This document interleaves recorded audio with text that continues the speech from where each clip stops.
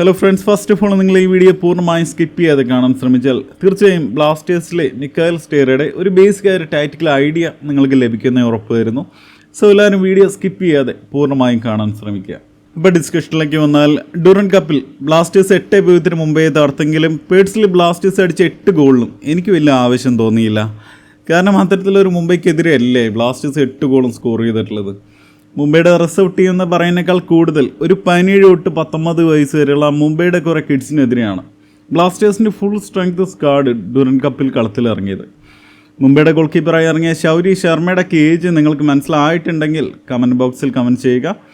Personally Blasters ഒരു 4 ഗോളിനൊക്കെ ആയിരുന്നു ആ മത്സരത്തിൽ വിജയിച്ചിരുന്നതെങ്കിൽ പോലും ബ്ലാസ്റ്റേഴ്സിൻ്റെ ഒരു മോശം പ്രകടനമായി നമുക്ക് വിലയിരുത്തേണ്ടി വന്നേനെ. എന്തായാലും ബ്ലാസ്റ്റേഴ്സിലേക്ക് വന്നാൽ വളരെ പോസിറ്റീവായി എടുത്ത് പറയേണ്ട കാര്യം, കളിയുടെ ആരംഭം മുതൽ അവസാനം വരെ ബ്ലാസ്റ്റേഴ്സിൻ്റെ ടീം നടത്തിയ പ്രസ്സിങ്ങിലെ ഒരു ഇൻറ്റൻസിറ്റിയാണ്. മുംബൈക്ക് ഡിഫൻസിൽ നിന്ന് ബിൽഡപ്പ് ആരംഭിക്കാനുള്ള ഒരു അവസരം പോലും ബ്ലാസ്റ്റേഴ്സ് ഗെയിം ഓവറോൾ നൽകിയിരുന്നില്ല. നോഹ, ലൂണ, ഡാനിഷ്, ഡ്രിങ്കിച്ച് തുടങ്ങിയ പ്ലേയേഴ്സൊക്കെ നടത്തിയ മികച്ച പ്രസ്സിങ് നമുക്കിവിടെ എടുത്ത് പറയേണ്ടതാണ്. എനിവേ, ബ്ലാസ്റ്റേഴ്സ് സ്ക്വാഡ് ഡ്യൂറൻ കപ്പിൽ സ്കോർ ചെയ്ത 8 ഗോളിനേക്കാളും ഞാൻ വളരെ ഇൻട്രസ്റ്റിംഗ് ആയി വാച്ച് ചെയ്തത് ബ്ലാസ്റ്റേഴ്സ് ഡിഫൻസിൽ നിന്ന് നടത്തുന്ന ബിൽഡപ്പും അതുപോലെ അറ്റാക്കിംഗ് തേർഡിലെ ബ്ലാസ്റ്റേഴ്സിൻ്റെ ഫോർവേഡ് പ്ലേയേഴ്സിൻ്റെ ചില മൊമെൻറ്റ്സ് ഒക്കെയാണ്.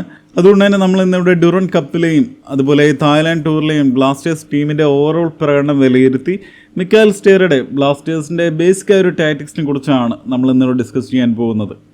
സോ എല്ലാവർക്കും സ്പോർട്സ് സ്റ്റഫിലേക്ക് ഒരിക്കൽ കൂടി സ്വാഗതം. ബ്ലാസ്റ്റേഴ്സിൻ്റെ തായ്ലാൻഡ് ടൂറിലും അതുപോലെ ഡ്യൂറൻ കപ്പിലും നമുക്ക് കാണാൻ സാധിക്കാതിരുന്ന ഒരു കാര്യമാണ് ബ്ലാസ്റ്റേഴ്സ് ഡിഫൻസിൽ നിന്ന് ബിൽഡപ്പ് ആരംഭിക്കുമ്പോൾ ഒപ്പോണന്റ് ടീം നടത്തുന്ന ഒരു ഹൈ പ്രസ്സിങ്. ഡ്യൂറൻ കപ്പിൽ എന്തായാലും മുംബൈക്ക് സാധ്യമായിരുന്നില്ല. എന്നാൽ തായ്ലാൻഡ് ഫ്രണ്ട്ലി മാച്ചിലും അത്തരത്തിലൊരു മൊമെൻറ്റ്സ് നമുക്ക് കാണാൻ സാധിച്ചിട്ടില്ല. ഇതിൻ്റെ ഒരു കാരണം ബ്ലാസ്റ്റേഴ്സ് ഡിഫൻസിൽ നിന്ന് ബിൽഡപ്പ് ആരംഭിക്കുമ്പോഴും അറ്റാക്കിംഗ് തേർഡിലേക്ക് ബോൾ എത്തുമ്പോഴും ഡാനിഷിൻ്റെ പൊസിഷനിൽ വരുന്ന ഒരു ചേഞ്ചാണ്. അതായത് അറ്റാക്കിംഗ് തേർഡിലേക്ക് ബോൾ എത്തുന്ന സമയത്ത് ആൻഡ്രിയൻ ലൂണയുടെ ഏകദേശം സെയിം പൊസിഷനിൽ ഒരു അറ്റാക്കിംഗ് മിഡ്ഫീൽഡർ റോളിലെത്തി അറ്റാക്ക് ചെയ്യുന്ന ഡാനിഷിനെ നമുക്ക് ഡ്യൂറൻ കപ്പിൽ കാണാമായിരുന്നു. എന്നാൽ ഇതേ ഡാനിഷ് ബ്ലാസ്റ്റേഴ്സ് ഒരു ഹൈലൈനിൽ നിന്ന് ബിൽഡപ്പ് ആരംഭിക്കുന്ന സമയം ഡിഫൻസീവ് മിഡ്ഫീൽഡറായ ഫ്രെഡിക്ക് സപ്പോർട്ടായി ഒരു ഡിഫൻസീവ് മിഡ്ഫീൽഡർ പൊസിഷനിൽ ഫ്രെഡിക്ക് പാരലായി കാണുന്നുണ്ട്. ഇത് ഡിഫൻസിൽ നിന്ന് ബിൽഡപ്പ് ആരംഭിക്കുമ്പോൾ ഡിഫൻസിലെ ബിൽഡപ്പിന് സപ്പോർട്ട് നൽകാൻ ഡാനിഷ് ഡ്രോപ്പ് ചെയ്ത് വരുന്നതാണ്. ഈ സമയത്ത് ബ്ലാസ്റ്റേഴ്സിൻ്റെ ബിൽഡപ്പ് സ്ട്രക്ചർ 2-4-1-3 എന്നൊരു സ്ട്രക്ചറിലായിരിക്കും. ഈ ഒരു സെയിം സ്ട്രക്ചർ ആയിരിക്കാം ഒപ്പോണൻറ്റ് ഹൈ പ്രസ്സിംഗ് നടത്തുന്ന സമയവും ബ്ലാസ്റ്റേഴ്സ് കീപ്പ് ചെയ്യുന്നത്. അതുകൊണ്ട് തന്നെ ഒപ്പോണൻറ്റ് ഹൈ പ്രസ്സിംഗ് നടത്തുന്ന സമയം ഡിഫൻസീവ് തേർഡിലെ മിഡ്ഫീൽഡിലായി ബ്ലാസ്റ്റേഴ്സിൻ്റെ ഗോളി അടക്കം ഏറ്റവും കുറഞ്ഞത് 5:3 അല്ലെങ്കിൽ 5:2 എന്നൊരു ന്യൂമറിക്കലി അഡ്വാൻറ്റേജ് ബ്ലാസ്റ്റേഴ്സിന് ലഭിക്കുന്നതായിരിക്കും. ഇതുകൊണ്ട് തന്നെ ഒരു ഹൈ പ്രസ്സിങ്ങിലൂടെ ബ്ലാസ്റ്റേഴ്സിൻ്റെ ഡിഫൻസിൽ നിന്ന് ബോൾ ഇൻ്റർസെപ്റ്റ് ചെയ്യാൻ ബുദ്ധിമുട്ടായതുകൊണ്ടായിരിക്കാം ഒപ്പോണൻറ്റ് ഒരു ഹൈ പ്രസ്സിംഗ് നടത്താൻ ശ്രമിക്കാത്തത്. ഇനി നമുക്ക് ബ്ലാസ്റ്റേഴ്സിൻ്റെ ഹൈലൈൻ തൊട്ടുള്ള ബിൽഡപ്പ് മുതൽ സ്റ്റേറേൻ്റെ കംപ്ലീറ്റ് ആയ അറ്റാക്കിംഗ് നോക്കിപ്പോവാം. അതിനു മുമ്പ് ബ്ലാസ്റ്റേഴ്സിൻ്റെ ഡ്യൂറൻ കപ്പിലെ സ്റ്റാർട്ടിംഗ് 11 വെച്ച് സ്റ്റേറേൻ്റെ ടാറ്റിക്സിലെ പ്ലെയർ റോളുകളൊന്ന് നോക്കാം. ഈ പ്ലെയർ റോളുകൾ നിങ്ങൾ മനസ്സിൽ ഒന്ന് ഓർത്ത് വെക്കുന്നത് ഇനി അങ്ങോട്ടുള്ള ചർച്ചയിൽ നല്ലതായിരിക്കും. ആദ്യം തന്നെ ഗോളിയിലേക്ക് വന്നാൽ, ഗോളി ഒരു ബോൾ പ്ലേയിങ് ഗോൾ കീപ്പർ ആയിരിക്കും. ഒപ്പോണിൻ്റെ ഹൈ പ്രസിംഗ് സമയത്തൊക്കെ സെൻറ്റർ ബാക്കിന് പുറമെയുള്ള മറ്റ് ഫ്രീ ആയി നിൽക്കുന്ന പ്ലേയേഴ്സിനെ കണ്ടെത്താൻ സാധിക്കുന്ന ഒരു പ്ലെയർ ആയിരിക്കണം. ഇനി ഡ്യുവൽ സെൻറ്റർ ബാക്സ് ആയ ഡ്രിങ്കിച്ചും ഹോർമിയുമാണെങ്കിൽ ഒരു ബോൾ പ്ലേയിങ് സെൻറ്റർ ബാക്സ് ആയിരിക്കും. ഡിഫൻസിലെ ബിൽഡപ്പിന് പുറമെ ബോൾ ക്യാരി ചെയ്ത് ഫോർവേഡിലേക്ക് റൺ നടത്തുവാനും അതുപോലെ വിങ്ങേഴ്സിലേക്ക് ലോങ് ബോളൊക്കെ എത്തിക്കുവാനും സാധിക്കുന്ന സെൻറ്റർ ബാക്സ് ആയിരിക്കണം. ഫുൾ ബാക്സിലേക്ക് വന്നാൽ സാധാരണ ഒരു അറ്റാക്കിംഗ് ഫുൾ ബാക്സ് അല്ല, ഒരുപാട് അണ്ടർലാപ്പ് റണ്ണുകൾ നടത്തേണ്ട ഒരു ഫുൾ ബാക്സ് ആണ്. അറ്റാക്കിംഗ് ഫുൾ ബാക്സിനേക്കാൾ കൂടുതൽ ഞാൻ സ്റ്റേറയുടെ ഫുൾ ബാക്സിൻ്റെ റോളുകൾ പറയുന്നത് ഒരു ഫുൾ ബാക്ക് ഫിനിഷർ എന്ന നിലയിലായിരിക്കും. അതിനെക്കുറിച്ച് നമുക്ക് ഡീറ്റെയിൽ ആയി സംസാരിക്കാം. ഇനി ഇവർക്ക് മുമ്പിലെ ഡിഫൻസീവ് മിഡ്ഫീൽഡറായ ഫ്രെഡിക്ക് ഫോർവേഡിലെ സെൻട്രൽ മിഡ്ഫീൽഡറായ ഡാനിഷും നമ്പർ 10 റോളിലെ ലൂണയും. ഇതിൽ ഡാനിഷ് ഒരു ബോക്സ് ടു ബോക്സ് സെൻട്രൽ മിഡ്ഫീൽഡറാണ്. അദ്ദേഹം ഒരുപോലെ അറ്റാക്കിങ്ങിലും ഡിഫെൻഡിങ്ങിലും സപ്പോർട്ട് നൽകുന്നുണ്ട്. നമ്പർ 10 റോളിലെ ആൻഡ്രിയൻ ലൂണയ്ക്കാണെങ്കിൽ വെർട്ടിക്കലി ഉള്ള ഒരു ഫ്രീ റോൾ മൂവ്മെൻറ്റ്സ് ആയിരിക്കും. ഇനി ഈ മിഡ്ഫീൽഡേഴ്സിന് ഫോർവേഡിലായി 2 വിങ്ങേഴ്സായി നോഹ സദോയും ഐമനും. ഇവർ ശരിക്കും അത്യാവശ്യം പേസും 1-on-1 സിറ്റുവേഷനിൽ ഒപ്പോണെ ബീറ്റ് ചെയ്യാൻ സാധിക്കുന്ന ഇൻഡിവിജ്വൽ ക്വാളിറ്റിയുള്ള പ്ലേയേഴ്സ് ആയിരിക്കണം. ഇനി ഇവർക്ക് സെൻട്രലായി ഒരു ഫിനിഷർ റോളിൽ സ്ട്രൈക്കറായിട്ടുള്ള പെപ്രയും. അപ്പോൾ നമുക്ക് ഈ പ്ലേയേഴ്സിനെ വെച്ച് ബ്ലാസ്റ്റേഴ്സിൻ്റെ ഹൈലൈനിൽ നടത്തുന്ന ബിൽഡപ്പ് തൊട്ട് നമുക്ക് ആരംഭിക്കാം. ബ്ലാസ്റ്റേഴ്സ് ഹൈലൈനിൽ നിന്ന് ആരംഭിക്കുന്ന ബിൽഡപ്പിൽ സെൻറ്റർ ബാക്കിന് വലിയ റോൾ തന്നെയുണ്ട്. അതായത് വെറും ഒരു പാസിംഗ് ഓപ്ഷൻ ആയിട്ടല്ല ബ്ലാസ്റ്റേഴ്സിൻ്റെ സെൻറ്റർ ബാക്ക് ഉള്ളത്. ഒന്നാമതായി ഡ്യൂറൻ കപ്പിലും ഫ്രണ്ട്ലി മാച്ചുകളിലും ഒരുപോലെ സെൻറ്റർ ബാക്കിൻ്റെ ഭാഗത്ത് നിന്ന് കാണാൻ സാധിച്ച ഒരു കാര്യമാണ് സെൻറ്റർ ബാക്കും ബോൾ ക്യാരി ചെയ്ത് ഫോർവേഡിലേക്ക് റൺ നടത്തി ഒരു സെൻട്രൽ മിഡ്ഫീൽഡർ പൊസിഷനിലൊക്കെ വന്നുകൊണ്ട് സ്ട്രൈക്കറെയും മറ്റ് ഫോർവേഡ് പ്ലേയേഴ്സിനെയും പാസിങ്ങിലൂടെ കണ്ടെത്തുന്ന ഒരു രീതി. ഇത്തരത്തിലൊരു സെൻറ്റർ ബാക്ക് 4-3-3 ഫോർമേഷനിൽ കോമൺ ആണ്. ഈ മൂവ്മെൻ്റ് ഗുണം ഒരു ബിൽഡപ്പിന് വേണ്ടി മറ്റ് ഫോർവേഡ് പ്ലേയേഴ്സിനെ മിഡ്ഫീൽഡിലേക്കൊക്കെ ഡ്രോപ്പ് ചെയ്ത് കൊണ്ടുവരാതെ തന്നെ ഗ്രൗണ്ടിൻ്റെ ഒരു മേജർ ഏരിയ സെൻറ്റർ ബാക്കിൻ്റെ റണ്ണിലൂടെ കവർ ചെയ്ത ശേഷം ഒരു സെൻട്രൽ മിഡ്ഫീൽഡർ പൊസിഷനിലേക്ക് വന്നുകൊണ്ട് ഫോർവേഡിൽ കൂടുതൽ അറ്റാക്കിംഗ് പ്ലേയേഴ്സിനെ നിലനിർത്തി അവരിലേക്ക് പാസ് നൽകാൻ സാധിക്കുമെന്നുള്ളതാണ്. ഇതിൻ്റെ ഒരു എക്സാമ്പിൾ നോക്കിയാൽ നിലവിൽ യൂറോ കപ്പ് വിന്നേഴ്സായ സ്പെയിൻ്റെ സെൻറ്റർ ബാക്സിനെ കോച്ചായ ലൂയിസ് ഇത്തരത്തിലാണ് യൂസ് ചെയ്യുന്നത്. നമുക്ക് അത്തരത്തിലൊരു എക്സാമ്പിൾ നോക്കാം. ഇവിടെ ഇംഗ്ലണ്ടിനെതിരായ സ്പെയിൻ്റെ ഫൈനലിലെ മൊമെന്റ് നോക്കിയാൽ വെറും 2 മിനിറ്റിൽ തന്നെ സ്പെയിൻ്റെ സെൻറ്റർ ബാക്സ് 4-ൽ കൂടുതൽ തവണയാണ് ഇത്തരത്തിൽ ബോൾ ക്യാരി ചെയ്ത് ഫോർവേഡിലേക്ക് റൺ നടത്തിയത്. ഇത്തരത്തിൽ സെൻറ്റർ ബാക്ക് ബോൾ ക്യാരി ചെയ്ത് ഫോർവേഡിലേക്ക് റൺ നടത്തുക മാത്രമല്ല അവിടെ ഒരു സെൻട്രൽ മിഡ്ഫീൽഡർ പൊസിഷനിലേക്ക് എത്തി അവിടെ സ്റ്റേ ചെയ്തുകൊണ്ട് ബിൽഡപ്പിന് സപ്പോർട്ട് നൽകുന്നത് ഇവിടെ കാണാം. ഈ സമയം ഡിഫൻസീവ് മിഡ്ഫീൽഡറിന് ഒരു മേജർ റോൾ വരുന്നുണ്ട്. അതായത് ഇത്തരത്തിൽ സെൻറ്റർ ബാക്ക് ബോൾ ക്യാരി ചെയ്ത് ഫോർവേഡിലേക്ക് റൺ നടത്തുമ്പോൾ ഡിഫൻസീവ് മിഡ്ഫീൽഡറായ റോഡ്രി തൻ്റെ പൊസിഷൻ ആ വേക്കൻ്റായ സെൻറ്റർ ബാക്കിൻ്റെ പൊസിഷനിലേക്ക് സ്വിച്ച് ചെയ്യുന്നത് കാണാം. അതായത് ഈ സെൻറ്റർ ബാക്കിൽ നിന്ന് ബോൾ നഷ്ടപ്പെട്ട് ഒപ്പോണൻ്റ് ഒരു കൗണ്ടർ നടത്തുകയാണെങ്കിലും ഡിഫൻസീവ് മിഡ്ഫീൽഡറും ഒരു സെൻറ്റർ ബാക്കും അടക്കം 2 മാൻ സെൻറ്റർ ബാക്സ് ഉണ്ടാവുകയും ചെയ്യും.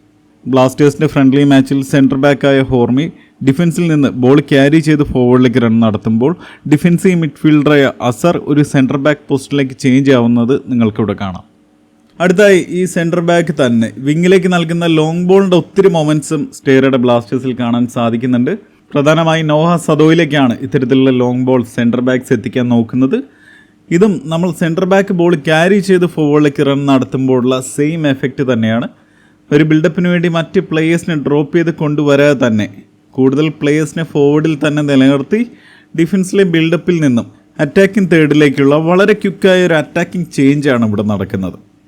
ഡ്യൂറൻ കപ്പിൽ അത്തരത്തിൽ സെൻറ്റർ ബാക്കിൽ നിന്നും ബോൾ സ്വീകരിച്ച നോഹ വളരെ ക്വിക്കായി ബോക്സിലേക്ക് അറ്റാക്കിംഗ് നടത്തുന്നത് ഈ ഡ്യൂറൻ കപ്പിൽ തന്നെ നമ്മൾ കണ്ടതാണ്. ഇനി ഡിഫൻസിൽ നിന്നുള്ള ബിൽഡപ്പിൽ ഒരു മേജർ പാർട്ടായി കാണുന്നത് ഡാനിഷിൻ്റെ സെൻട്രൽ മിഡ്ഫീൽഡർ പൊസിഷനാണ്. ഡിഫൻസിൽ നിന്നുള്ള ബിൽഡപ്പിൽ സപ്പോർട്ട് വേണ്ട സമയത്ത് ഡ്രോപ്പ് ചെയ്ത് വന്ന് ഡിഫൻസീവ് മിഡ്ഫീൽഡറെ സപ്പോർട്ട് ചെയ്യുന്നതായിട്ടാണ് നമുക്ക് കാണാൻ സാധിക്കുന്നത്. ഇതിൻ്റെ കൃത്യമായൊരു എക്സാമ്പിൾ നോക്കിയാൽ ലൂയിസിൻ്റെ സ്പെയിൻ്റെ തന്നെ മിഡ്ഫീൽഡിലെ ഫാബിയാൻ റൂയിസിൻ്റെ പൊസിഷനാണ്.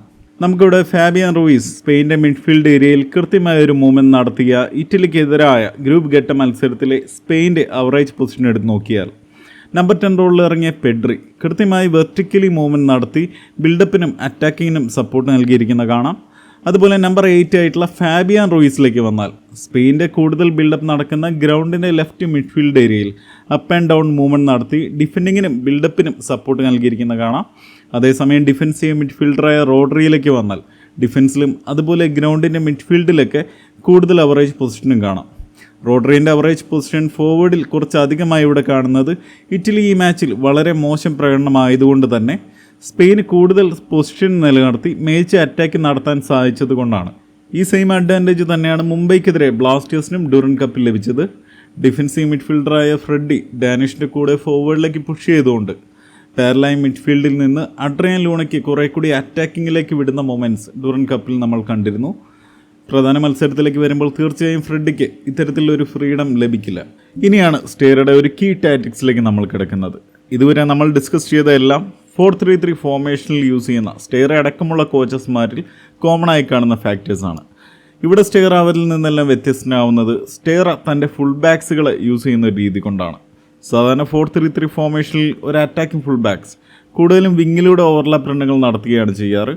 എന്നാൽ സ്റ്റേറയുടെ ഫുൾ ബാക്സിലേക്ക് വരുമ്പോൾ ഒരു ഫുൾ ബാക്ക് ഫിനിഷർ റോളിൽ ഇന്നർ ചാനലിലൂടെ അണ്ടർലാപ്പ് റണ്ണുകൾ നടത്തുന്നതായിട്ടാണ് കാണുന്നത്. എന്നാൽ ഇവിടെ വെറുതെ ഒരു അണ്ടർലാപ്പ് റണ്ണുകളല്ല, കൃത്യമായും ബിൽഡപ്പ് നടക്കുന്ന സമയങ്ങളിലെല്ലാം ഇന്നർ ചാനൽ ഏരിയയിലേക്ക് റൺ നടത്തിക്കൊണ്ട് ഒരു സെൻട്രൽ മിഡ്ഫീൽഡർ എവിടെയാണോ ആ പൊസിഷനിലായിട്ടാണ് നമുക്ക് ഫുൾ ബാക്സിനെ കാണാൻ സാധിക്കുന്നത്. ഫുൾ ബാക്സ് എന്ന് പറയുന്നതിനേക്കാൾ കൂടുതൽ ലെഫ്റ്റ് ബാക്കായ സഹീഫ് എന്ന് പറയുന്നതായിരിക്കും കുറച്ചുകൂടി അനുയോജ്യം. അദ്ദേഹം ഇത്തരത്തിൽ ഒരു സെൻട്രൽ മിഡ്ഫീൽഡർ പൊസിഷനിൽ ബിൽഡപ്പ് നടക്കുന്ന സമയങ്ങളിൽ എത്തുന്നത് കൊണ്ട് പല ഗുണങ്ങളും ബ്ലാസ്റ്റേഴ്സിൻ്റെ അറ്റാക്കിംഗ് തേർഡിലുണ്ട്. ഒന്ന്, മിഡ്ഫീൽഡിൽ കൂടുതൽ പ്ലേയേഴ്സിനെ കൊണ്ടുവന്ന് മിഡ്ഫീൽഡിൽ ഒരു ന്യൂമറിക്കൽ അഡ്വാൻറ്റേജ് നേടാൻ സാധിക്കുമെന്നുള്ളതാണ്. രണ്ട്, ഇത്തരത്തിൽ ലെഫ്റ്റ് ബാക്കായ സഹീഫ് മിഡ്ഫീൽഡ് ഏരിയയിൽ വരുന്നതുകൊണ്ട് ഡാനിഷിന് പല സമയത്തും ഒരു അറ്റാക്കറിൻ്റെ റോളിലേക്ക് ചേഞ്ച് ആവാൻ സാധിക്കുന്നുണ്ട്. പലപ്പോഴും ബോക്സിലേക്ക് ബ്ലാസ്റ്റേഴ്സിൻ്റെ വിങ്ങേഴ്സൊക്കെ ക്രോസ് നൽകുന്ന സമയം ഡാനിഷ് വുഡി ബോക്സിലേക്ക് വരുന്നതുകൊണ്ട് കൂടുതൽ അറ്റാക്കിംഗ് പ്ലേയേഴ്സിനെ ബോക്സിൽ എത്തിക്കാൻ സാധിക്കുന്നുണ്ട്. മൂന്നാമതായി ഒപ്പോണന്റിന് പെട്ടെന്നൊരു കൗണ്ടർ ബോൾ ലഭിച്ചാലും അത് ഇൻ്റർസെപ്റ്റ് ചെയ്യുന്ന ഒരു പൊസിഷനിലാണ് ലെഫ്റ്റ് ബാക്കായ സഹീഫ് വരുന്നത്. ഇനി ഒപ്പോണന്റ് ആ ബോൾ മികച്ച രീതിയിൽ ലഭിച്ചാൽ തന്നെ ബ്ലാസ്റ്റേഴ്സിൻ്റെ ബോക്സിലേക്ക് വിങ്ങിലൂടെ ഓവർലാപ്പ് റൺ നടത്തുന്ന ഒപ്പോണന്റ് പ്ലേയേഴ്സിലേക്ക് എത്തിക്കാൻ സാധിക്കുന്ന ഒരു പാസിംഗ് ലൈൻ കട്ട് ചെയ്തുകൊണ്ടാണ് സൈഫ് മിഡ്ഫീൽഡിലുള്ളത്. ലെഫ്റ്റ് ബാക്കായ സഹീഫിൻ്റെ ഓൾമോസ്റ്റ് സിമിലർ രീതിയിലുള്ള പൊസിഷനിങ് തന്നെയാണ് റൈറ്റ് ബാക്കായ ഡോളിങ്ങിൽ നമുക്ക് കാണാൻ സാധിക്കുന്നത്. എങ്കിലും അറ്റാക്കിങ്ങിൽ കുറച്ചുകൂടി ഡ്യൂട്ടി കൂടുതൽ സഹീഫിനാണെന്ന് മാത്രം. അപ്പോൾ ഇനിങ്ങനെ ഇത്തരത്തിലെല്ലാം ഫുൾ ബാക്സ് ഒക്കെ അറ്റാക്കിംഗ് തേർഡിൽ വന്ന ശേഷം ഗോളിന് മുമ്പുള്ള ഒരു ഫൈനൽ മൂവ് എന്നൊക്കെ വേണമെങ്കിൽ പറയാം. അറ്റാക്കിംഗ് തേർഡിലെ വിങ് ഏരിയയിൽ നോഹ സദോയും മറ്റ് പ്ലേയേഴ്സായിട്ടും വരുന്ന ഒരു ലിങ്ക് പ്ലേ ഉണ്ട്. അതാണ് സ്റ്റേറയുടെ ടാറ്റിക്സിലെ അറ്റാക്കിംഗ് തേർഡിൽ ഒരു കീ ടാറ്റിക്സ് ആയിട്ട് വരുന്നത്. ഈ ലിങ്ക് പ്ലേയിൽ മുംബൈക്കെതിരായ മത്സരത്തിൽ പ്രധാനമായും ലെഫ്റ്റ് ബാക്കായ സഹീഫും നമ്പർ 10 അഡ്രിയൻ ലൂണയുമാണ് നോഹ സദോയായിട്ട് ഈ ലിങ്ക് പ്ലേയിൽ വരുന്നത്. അപ്പോൾ ഈ ലിങ്ക് പ്ലേ എത്തരത്തിലാണെന്ന് നോക്കിയാൽ ഇവിടെ സെൻറ്റർ ബാക്കായ ഹോർമി വിങ്ങിലൂടെ ഓവർലാപ്പ് റൺ നടത്തുന്ന നോഹയിലേക്ക് ഒരു ലോങ് പാസ് നൽകുകയാണ്. നോഹ ഈ സമയം ടച്ച് ലൈനോട് ചേർന്നുള്ള ഒരു വൈഡ് റണ്ണാണ് നടത്തുന്നത്.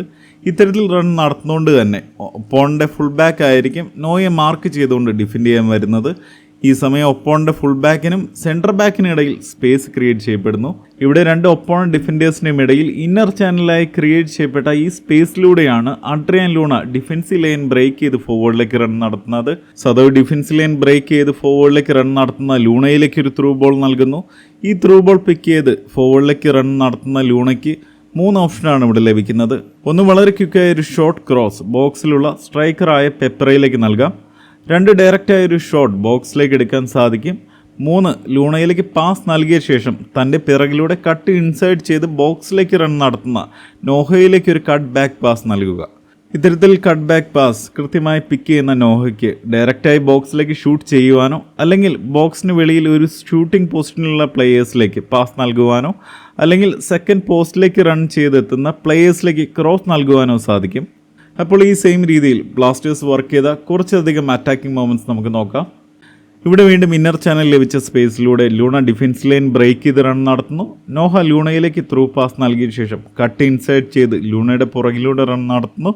ലൂണ കൃത്യമായൊരു കട്ട് ബാക്ക് പാസ് നോഹയിലേക്ക് നൽകുന്നു. ഡിഫൻഡർ അടുത്തുള്ളത് കൊണ്ട് തന്നെ നോഹയ്ക്ക് ഷോട്ട് എടുക്കാൻ സാധിക്കുന്നില്ല. നോഹ അവിടുന്ന് സെക്കൻഡ് പോസ്റ്റിലേക്ക് ഒരു ക്രോസ് നൽകുന്നു. ഇനി ഇവിടെ ലൂണയുടെ സെയിം രീതിയിൽ ഇൻസൈഡ് ചാനലിലൂടെ റൺ നടത്തി അറ്റാക്കിംഗ് നടത്താൻ ശ്രമിക്കുന്ന ലെഫ്റ്റ് ബാക്കായ സഹീഫിനെ കാണാം. ഇനി ഈ സെയിം രീതിയിൽ റൈറ്റ് ബാക്കായ ഡോളിങ്ങിൻ്റെ ഒരു അറ്റാക്കിംഗ് നോക്കാം.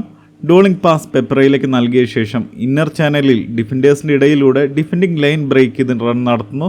പെപ്പറ റിട്ടേൺ പാസ് നൽകുന്നു. പക്ഷേ അതൊരു മികച്ച അറ്റാക്കിംഗ് ആക്കി മാറ്റാൻ അവർക്ക് സാധിക്കുന്നില്ല. അടുത്തായി വീണ്ടും ഇവിടെ വിങ്ങറായ നോഹയിലേക്ക് ഡാനിഷ് പാസ് നൽകുന്നു. നോഹയെ പ്രസ് ചെയ്യാൻ ഒപ്പോണന്റ് ഫുൾ ബാക്ക് അഡ്വാൻസ് ചെയ്തു വരുന്നു. ഈ സമയം വീണ്ടും ഒപ്പോണന്റ് ഫുൾ ബാക്കിനും സെൻറ്റർ ബാക്കിനും ഇടയിൽ ഇന്നർ ചാനൽ ക്രിയേറ്റ് ചെയ്യപ്പെട്ട സ്പേസിലേക്ക് സഹീഫ് റൺ നടത്താൻ ശ്രമിക്കുന്നു. ഇവിടെ മറ്റൊരു അവസരത്തിൽ വീണ്ടും ഫുൾ ബാക്കായ സഹീഫ് നോഹയിലേക്ക് പാസ് നൽകിയ ശേഷം അണ്ടർലാപ്പ് റൺ നടത്തുന്നത് കാണാം. ഓവർലാപ്പ് ചെയ്യാൻ പലപ്പോഴും ലെഫ്റ്റ് ബാക്കിന് സ്പേസ് ഉണ്ടായിട്ടും മിക്കാൽ സ്റ്റേറെ ബ്ലാസ്റ്റേഴ്സിൽ ഇത്തരത്തിലൊരു ടാറ്റിക്സ് അറ്റാക്കിംഗ് തേർഡിൽ കൊണ്ടുവരാൻ കാരണം കുറച്ചുകൂടി ഡേഞ്ചറായ അവസരങ്ങൾ സൃഷ്ടിക്കാൻ സാധിക്കുമെന്നുള്ളത് കൊണ്ടായിരിക്കാം. ഇന്നർ ചാനലിലൂടെ റൺ നടത്തി നോഹയിൽ നിന്നും ബോൾ പിക്ക് ചെയ്യുന്ന ഏതൊരു പ്ലെയർക്കും നമ്മൾ പറഞ്ഞ പോലെ തന്നെ ഷോർട്ടായ ഒരു ക്രോസോ ത്രൂ ബോളോ ബോക്സിലേക്ക് നൽകാൻ സാധിക്കും. അതുപോലെ തന്നെ ബോക്സിൻ്റെ അടുത്തായതുകൊണ്ട് ഡയറക്റ്റായ ഒരു ഷോട്ടിന് ശ്രമിക്കാവുന്നതാണ്. അതുകൂടാതെ ഒരു കട്ട് ബാക്ക് പാസ് പുറകിലൂടെ റൺ നടത്തുന്ന നോഹയിലേക്ക് നൽകിയാൽ അത് കുറച്ചുകൂടി ഡേഞ്ചറായ ഒരു അറ്റാക്ക് ആക്കി മാറ്റാൻ സാധിക്കും. കൂടാതെ ഫുൾ ബാക്ക് ഒരു സെൻട്രൽ മിഡ്ഫീൽഡർ പൊസിഷനിലേക്ക് വരുന്നതുകൊണ്ട് ഒപ്പോണ്ട കൗണ്ടർ അറ്റാക്കിംഗ് സമയത്ത് ബ്ലാസ്റ്റേഴ്സിന് വളരെ എളുപ്പം ബോൾ ഇൻ്റർസെപ്റ്റ് ചെയ്യാനൊക്കെ സാധിക്കും. അപ്പോൾ ഇതാണ് സ്റ്റേറയുടെ വളരെ വ്യത്യസ്തമായി ടാറ്റിക്സിൽ കണ്ട ഒരു കീ ഫാക്ടർ. ഇനി സാധാരണ 4-3-3 മറ്റു പല ഡേഞ്ചറസായ അറ്റാക്കിംഗ് മൂവ്സും സ്റ്റേറ ടാറ്റിക്സിലും കോമൺ ആയി കാണുന്നുണ്ട്. ബോക്സിന് വെളിയിൽ അറ്റാക്കിംഗ് മിഡ്ഫീൽഡറായ ലൂണയും സ്ട്രൈക്കറായ പെപ്പറയും തമ്മിൽ നടക്കുന്ന ഒരു ലിങ്കർ പ്ലേയിലൂടെ ഗോൾ നേടുന്ന മൊമെൻറ്റ്സൊക്കെ നമ്മൾ മുമ്പേ ആയിട്ടുള്ള മാച്ചിൽ ഒന്നിൽ കൂടുതൽ തവണ കണ്ടു. അപ്പോൾ ഇത്രയൊക്കെയാണ് സ്റ്റേറയുടെ പ്രധാനമായും ടാറ്റിക്സിൽ കാണാൻ സാധിക്കുന്നത്. വീഡിയോയുടെ ലെങ്ത് കൂടുന്നതുകൊണ്ടാണ് ഞാൻ ചുരുക്കുന്നത്. നിലവിൽ ഞാൻ ഈ വീഡിയോ അപ്ലോഡ് ചെയ്യുമ്പോൾ പഞ്ചാബായിട്ട് സമനിലയിൽ പിരിഞ്ഞ ഡുറൻ കപ്പിലെ മാച്ച് കംപ്ലീറ്റ് ആയിട്ടുണ്ട്. ആ മാച്ച് കംപ്ലീറ്റ് ആയിട്ട് കാണാൻ സാധിച്ചിട്ടില്ല. പൂർണ്ണമായും റിപ്ലൈ കണ്ട ശേഷം സ്റ്റേറയുടെ കൃത്യമായൊരു ടാറ്റിക്കൽ അപ്ഡേറ്റ് ഞാൻ മറ്റൊരു വീഡിയോയിൽ തരുന്നതായിരിക്കും. ഫസ്റ്റ് ടൈമാണ് ഞാൻ ഇത്തരത്തിൽ വീഡിയോൻ്റെ മുമ്പിൽ വന്ന് സംസാരിക്കുന്നത്. എന്തെങ്കിലും കുറവുകളുണ്ടെങ്കിൽ പതിയെ നമുക്ക് ഇമ്പ്രൂവ് ചെയ്തെടുക്കാം. ഇത്തരത്തിലൊരു ഫോമാറ്റിലേക്ക് ചേഞ്ച് ആയാൽ മാത്രമേ നമുക്ക് കണ്ടിന്യൂസ്ലി വീഡിയോ അപ്ലോഡ് ചെയ്യാൻ സാധിക്കുകയുള്ളൂ. വീഡിയോ ആദ്യമായി കാണുന്നവരാണെങ്കിൽ സബ്സ്ക്രൈബ് ചെയ്ത് സപ്പോർട്ട് ചെയ്യുക. ISL ആരംഭിച്ച ശേഷം എല്ലാ മാച്ചിൻ്റെയും ടാക്റ്റിക്കൽ അനാലിസായി ഞാൻ നിങ്ങളോടൊപ്പം ഉണ്ടാവും.